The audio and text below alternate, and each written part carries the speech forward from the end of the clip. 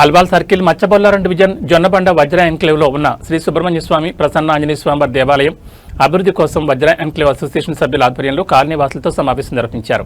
ఈ సందర్భంగా సుదీర్ఘకాలంగా ఉన్న పనులను పూర్తి చేసి ఆలయాన్ని మరింత అభివృద్ధి చేయాలని నిర్ణయించారు.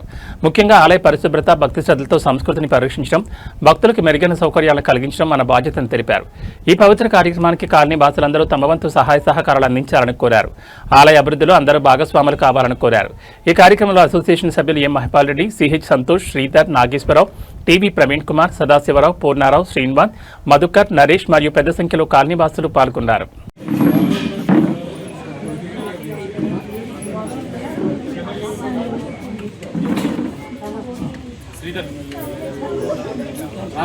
అందరం కలిసి సంతోష ఆధ్వర్యంలో జరగాలి, ఇది బాగా జరగాలి, ఈ గుడి ఇంకా ఇంకా ముందుకు రావాలని మన అసోసియేషన్ అందరి తరఫున అందరి ప్రార్థన.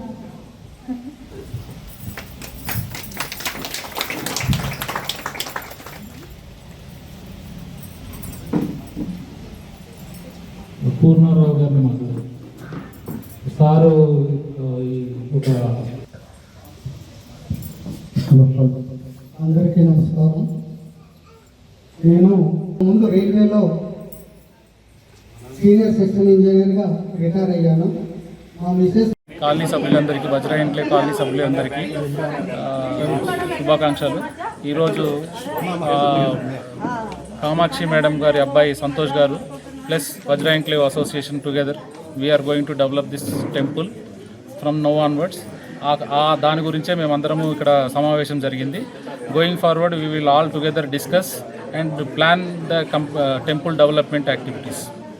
టెంపుల్ యొక్క అభివృద్ధికి సంబంధించి కావాల్సిన కార్యక్రమాలను మేమందరము వజ్ర ఎన్క్లేవ్ సంబంధించిన కాలనీ మెంబర్స్ అందరం కూడా ఒక ఫ్యామిలీ మెంబర్స్ లాగా కూర్చొని ప్లాను చేసుకొని రాబోయే కార్యక్రమాలన్నీ కూడా విజయవంతంగా చేస్తామని ఈ సభాముఖంగా మీకు అందరికీ విజ్ఞప్తి చేస్తున్నాం.